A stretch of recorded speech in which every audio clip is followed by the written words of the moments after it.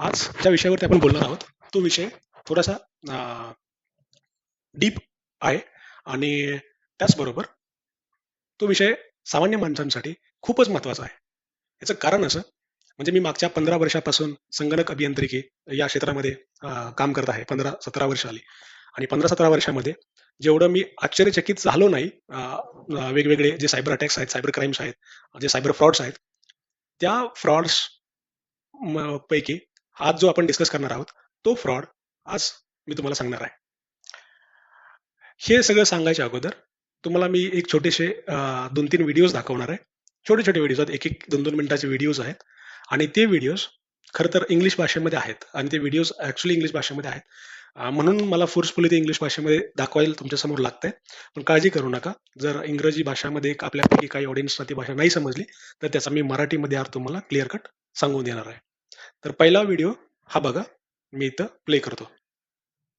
Of investors have already joined and are earning from 10 lakh rupees per month.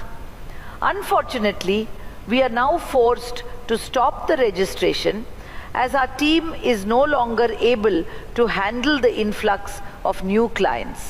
All those who wish to join will have a chance to register only until the end of this day and only through the link that I will request to be placed below this video. If the link is still active and you are able to access it, congratulations. You still have the opportunity to become.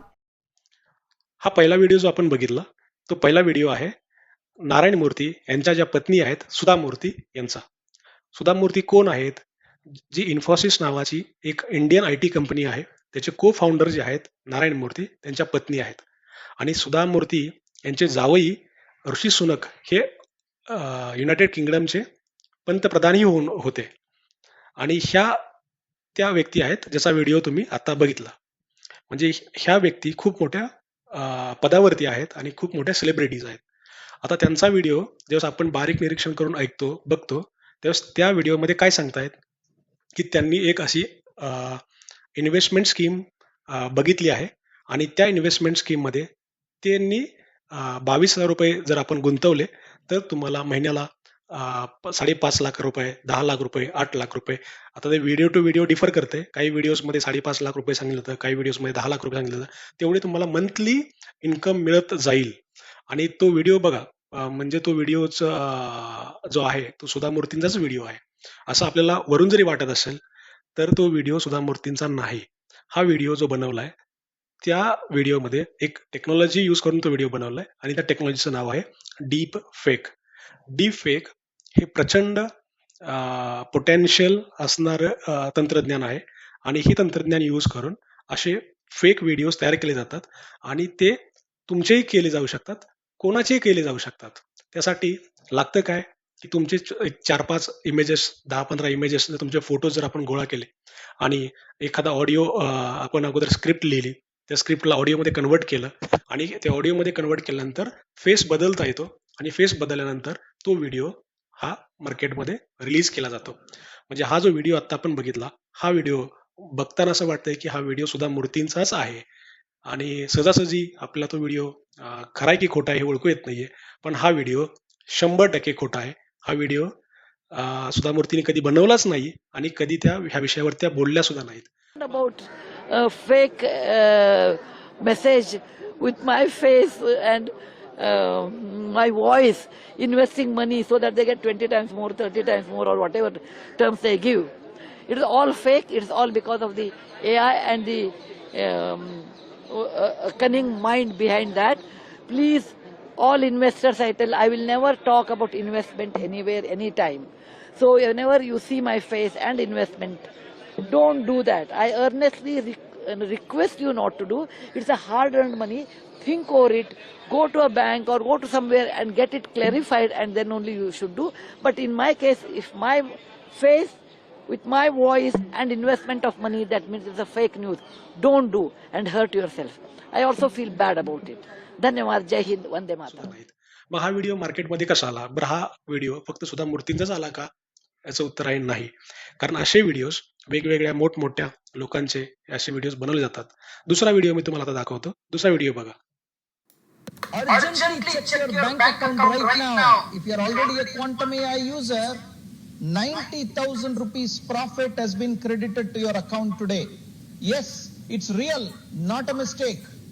Our experts have just rolled out a brand new artificial intelligence system that helps you earn 3 to 4 times more profit every single day than before. This means your initial 25,000 rupees can now generate over 90,000 rupees daily. That's roughly 25 lakh every month. The entire process is now 100% automated. Even if you're above 45 and not very tech savvy, you can set it up in minutes and start earning without any hassle. Important. If you are not yet part of Quantum AI, today is your lucky day. We have opened only 5,000 limited seats for new Indian users who want to join immediately. This is not an advertisement and definitely not charity. This is a powerful financial tool that can completely transform your life. Join today and finally clear all your debts, buy a good home for your family, give your children the best education, and live with full financial freedom. आता हा जो आपण video बघितला, दुसरा जो video आपण बघितला, ह्या व्हिडिओमध्ये कोण आहेत? भारताच्या अर्थमंत्री, ज्यांचं म्हणजेच फायनान्स मिनिस्टर, त्यांचं नाव आहे निर्मला सीतारामन. निर्मला सीतारामन मागच्या 7 ते 8 वर्ष कंटिन्युअसली भारताचा अर्थसंकल्प सादर करतात आणि कुठल्या सेक्टरमध्ये किती इन्व्हेस्टमेंट भारत सरकार करणार आहे, कुठल्या सेक्टरमध्ये किती खर्च आहे, हे सगळं अर्थ धोरण हे निर्मला सीतारामन प्रेझेंट करत असतात. म्हणजे हाही खूप मोठ्या जबाबदार व्यक्ती आहेत आणि त्यांचा हा व्हिडिओ आहे. आणि ह्या व्हिडिओमध्ये सांगितलं जाते की तुम्ही जर थोडेसे पैसे गुंतवले, 20,000, 15,000, 30,000 रुपये गुंतवले, तर तुम्हाला कन्सिस्टंटली काहीही न काम करता ही full AI proof quantum AI technology आहे आणि याच्यामध्ये असं तुम्ही जर एकदा वन टाइम पैसे टाकले तर पुन्हा पुन्हा इन्व्हेस्टमेंट करायची गरज नाही, तुम्हाला कंटिन्युअसली पैसे मिळत राहतील. म्हणजे हे असं एवढा मोठा लोभ दाखवला जातो की सामान्य माणूस याच्यामध्ये लगेच बळी पडतो. आता हे 2 व्हिडिओ झाले. आता हे प्रत्येक व्हिडिओ असं मी आता दाखवणार नाहीये, पण असे भरपूर व्हिडिओज मोठमोठ्या लोकांचे आहेत.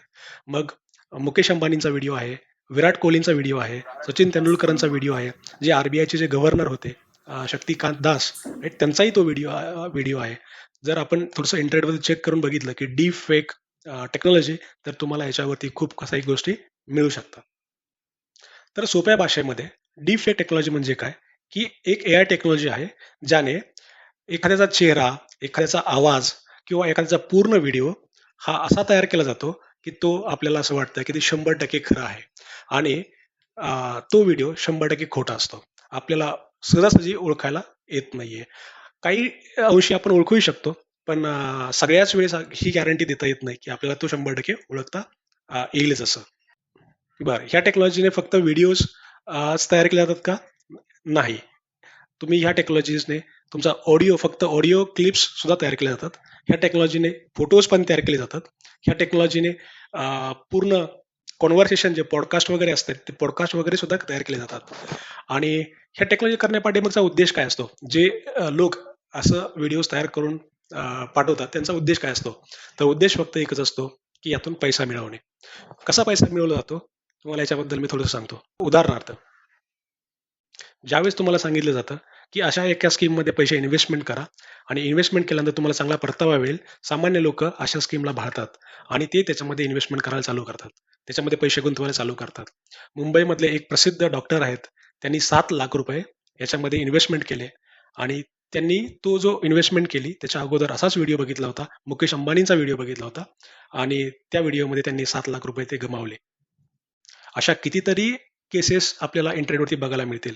जर फक्त गुगलवरती किंवा इंटरनेटवरती कुठल्याही सर्च इंजिनमध्ये जर आपण थोडं सर्च करून बघितलं, डीप फेकने आत्तापर्यंत किती लॉस झालाय आणि डीप फेक अटॅक्स जे स्कॅम्स आहेत त्याचं पर्सेंटेज मागच्या 6-7 वर्षामध्ये किती इन्क्रीज झालंय, तर त्याचं आकडे जर बघून आपल्याला अचंबित व्हावं लागेल.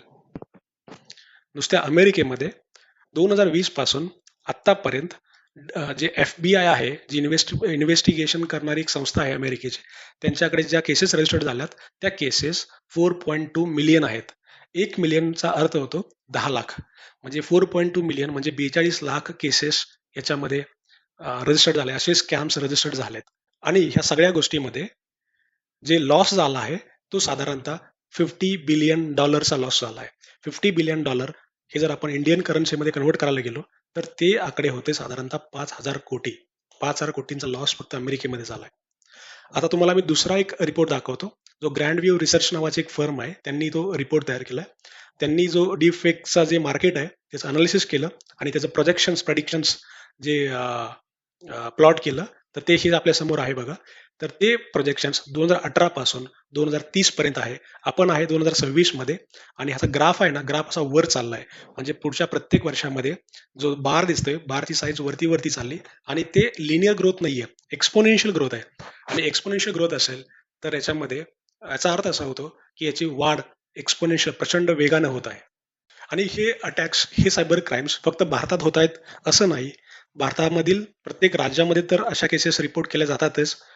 प्लस हे युरोपमधील वेगवेगळे देश, नॉर्थ अमेरिकेमधले वेगवेगळे देश, साऊथ अमेरिकेमधले वेगवेगळे देश, आफ्रिका असेल, ओशिनिया असेल, सगळ्या कॉन्टिनेंटमधल्या देशांमध्ये अशा केसेस रजिस्टर्ड झाल्यात. मी तुम्हाला काही उदाहरणं सांगतो की एक कंपनी आहे, एखाद्या कंपनीचा मालक त्याचे एक 2-3 फोटोज, 3-4 फोटोज जर गोळा केले आणि एक ऑडिओ तयार केला, एक स्क्रिप्ट तयार केली आणि त्या एखाद्या व्हिडिओचा जर तो फोटो यूज करून, तो फेस वापरून जर व्हिडिओ तयार केला आणि त्या व्हिडिओमध्ये असं सांगितलं की आत्ता करंटली कंपनीला 10 कोटी 15 कोटी अमाऊंट ही एखाद्या दुसऱ्या कंपनीमध्ये ट्रान्सफर करायची आहे, ह्या अकाउंटला ट्रान्सफर करायचे आहे आणि तुम्ही ते ट्रान्सफर करा इमिजिएटली. हा माझा डायरेक्ट मेसेज आहे, त्यामुळे तुम्ही बाकीचे इतर प्रोसेस वगैरे फॉलो करत बसू नका, डायरेक्ट इमिजिएटली ट्रान्सफर करा. आणि तो जर व्हिडिओ अकाउंट डिपार्टमेंटला, जिथं अकाउंटिंग होतं, जिथं फायनान्स मॅनेज होतं, त्या टीमला पाठवलं तर त्या टीम मधले लोक असे ट्रान्झॅक्शन्स इझिली करतात. आणि असे रिपोर्ट केसेस रजिस्टर्ड आहेत की असे व्हिडिओज बघून कित्येक कंपनीमधल्या फायनान्स डिपार्टमेंटने त्या स्पेसिफिक अकाउंटला अमाऊंट ट्रान्सफर केली गेली आहे. खरं तर याच्यामध्ये डीप लर्निंग मधली खूप वेगवेगळे अल्गोरिदम्स वापरले जातात. पण मेन जे अल्गोरिदम्स, मी 2-3 अल्गोरिदम्स तुम्हाला सांगतो. डिटेल्ड अल्गोरिदम्स जर आपण डिस्कस करत बसलो तर त्याच्यामध्ये खूप सारा आपल्या व्हिडिओमध्ये वेळ जाईल. एक म्हणजे ऑटो एन्कोडर आणि सेकंड म्हणजे जनरेटिव्ह ॲडव्हर्शियल नेटवर्क्स, ज्याला गॅन बोललं जातं. त्याच्यामध्ये एक जनरेटर असतो आणि एक डिस्क्रिमिनेटर असतो.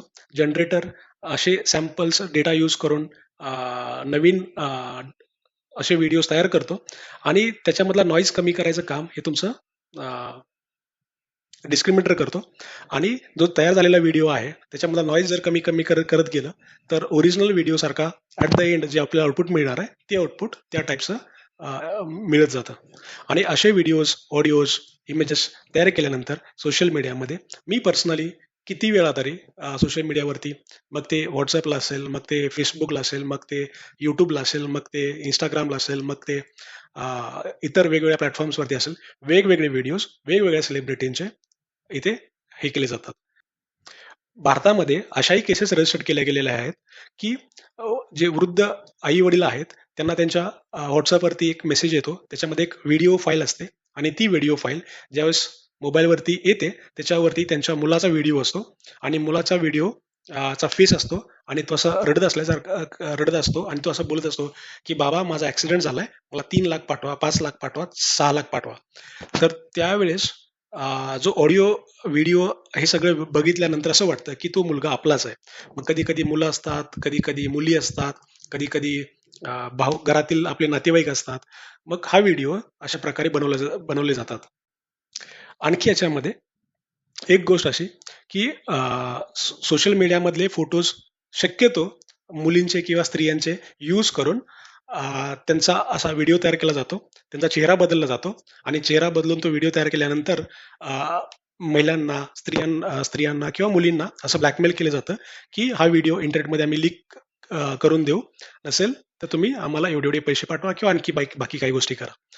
तर ह्याही गोष्टी याच्यात भरपूर साऱ्या घडलेल्या आहेत. खरं तर अशा व्हिडिओजला ओळखणं थोडंसं डिफिकल्ट आहे, पण व्हिज्युअली एक 3-4 गोष्टी जर आपण थोड्याशा ऑब्झर्व केल्या तर आपल्याला असे व्हिडिओज ओळखता बऱ्यापैकी येऊ शकतात.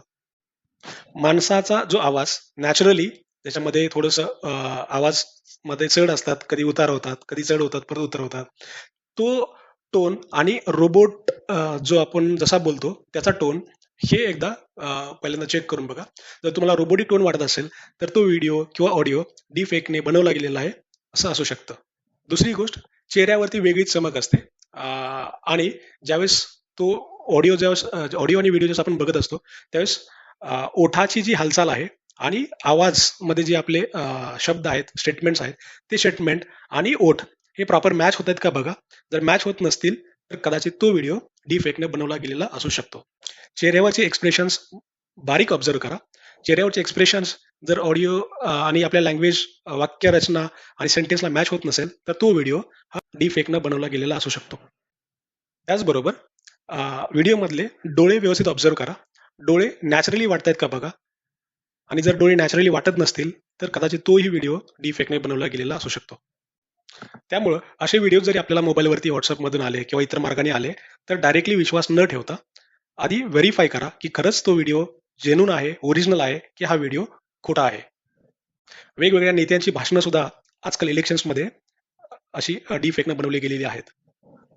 आणि त्या भाषणांमध्ये वेगवेगळे नेते असे क्लेम करतात की आम्ही हे काम करू, आम्ही ते काम करू, आम्ही एवढी इन्व्हेस्टमेंट करू, आम्ही एवढी डेव्हलपमेंट करू, आम्ही असं करू, आम्ही तसं करू आणि खूप साऱ्या खोट्या खोट्या गोष्टी, मोठ्या मोठ्या गोष्टी अशा त्या भाषणामध्ये मांडल्या जातात.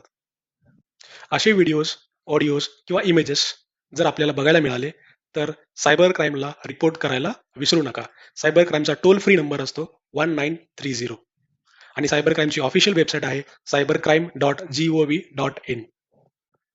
शेवटी जाता जाता आपल्याला ह्यातून एकच शिकायला मिळतं की कुठल्याही गोष्टीवरती लगेच विश्वास ठेवू नका आणि जे समोर दिसतंय त्याला लगेच खरं मानू नका. त्याचं व्हेरिफिकेशन करा आणि नंतरच ते खरं आहे की खोटं आहे असं कन्सिडर करा. धन्यवाद.